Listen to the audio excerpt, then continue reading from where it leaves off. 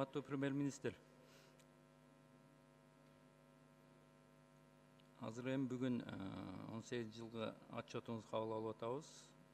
Анан келечек боюнча дагы бир суроо берейин дедим эле. Административдик аймактык түзүмдөр боюнча кандай маселелер карап атасыз, келечекке кандай болот ушул реформа боюнча? Рахмат, Алтыбек Турдубаевич. Бул боюнча азыр бизде чоң комиссия иштеп атат. Жогорку Кубатайчевич башында турган.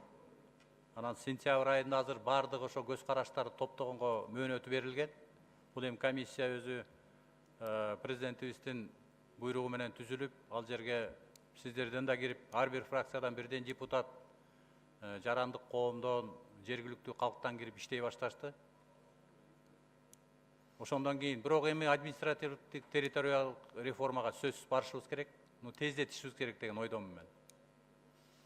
Анан мөөнөттөрүн койду, эми мөөнөттөрүнө кандай мүчүлүштүктөр болот, кыйынчылыктар болот, аны сиздер менен кеңешебиз да. Кече комитетте зулушуп бир маселени көтөрдү да. Кыргыз Республикасынын администрациялык аймактык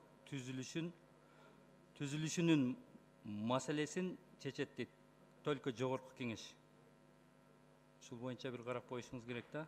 Эчтеге буну жогорку кеңеш полномочия боюнча, Анан ушул жерде акимдердин, губернаторлордун тагдыры боюнча кече сөз болду эле. Кандай ойго келдиңиз? Кече эртеңкиге чечип келем дедиңиз эле. Бир жыйынтык менен келем дедиңиз эле. Кандай жооп аласыз? Алтыбек Турдубаевич, ойлонуп атабыз. Эми жанагы сентябрга чейин жанагыдай мен да жумушчу топтун комиссиянын алкагында активдүү иштейин деп атам, ошого жараша. Бирок менин оюм боюнча бир звено жанагыдай артыкча. Аны чогулуп чечелик.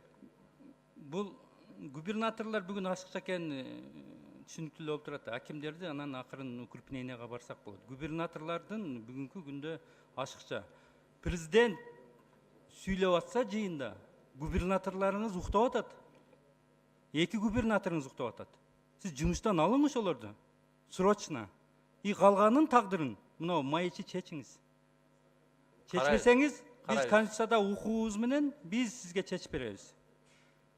Чечебиз. Мен аны көрдүм. Сизди чечиңиз деп биз сизге тапшырма берип атабыз. Сиз аны аткарбай атасыз да. Губерниясы жок губернаторлоруңуздун сизге эмне кереги бар? Айыл өкмөттүн үстүнө бирөөсүн жүктөгөнүңүз жетет акимдердин. Губернаторлор да минип алышкан. Эчтеке чечпеген губернаторлоруңуздун эмне кереги бар? Жыйындарда уктаган. Мына результаты. Ушудан деле жыйынтык чыгарсаңыз болот да. Чечем мына эртеге деп эле кетти да, мына эртеңки жыйынтык менен келем дедиңиз эле. Бүгүн дагы ойлонойлу деп атасыз. Алтыбек Турдубаевич, жанагы комиссиядагы кирген адамдардын кээ бирлеринин ойлорун айтып берейинби? Кээ бирлери айтып атат, райондордун кереги жок. Жанагыдай область калып, айыл өкмөттөрдүн баары тең ирилештириш керек депчи. Анда өзүңүз ойлосоңуз, анда 40 райондун ордуна бир 20 болобу, 15 болобу, ушундай болуп. Биягында карашыбыз керек. Кээ бир айтып атат, областтарды жойгула, райондор калсын деп атат. Ушунун баарын эми таразалап, экономикалык жагын, элдин социалдык абалына кандай таасирин тийгизет, ушулардын баарын ойлонуп чечели. Бир жылдан бери ойлонуп атасыздар деми.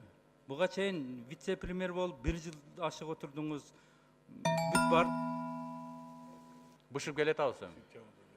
10 секунд. 2 жыл, 3 жылда эми бышпаган качан бышасыңар эми? Кандай болду бул? Өлбөдү эми? Уят го.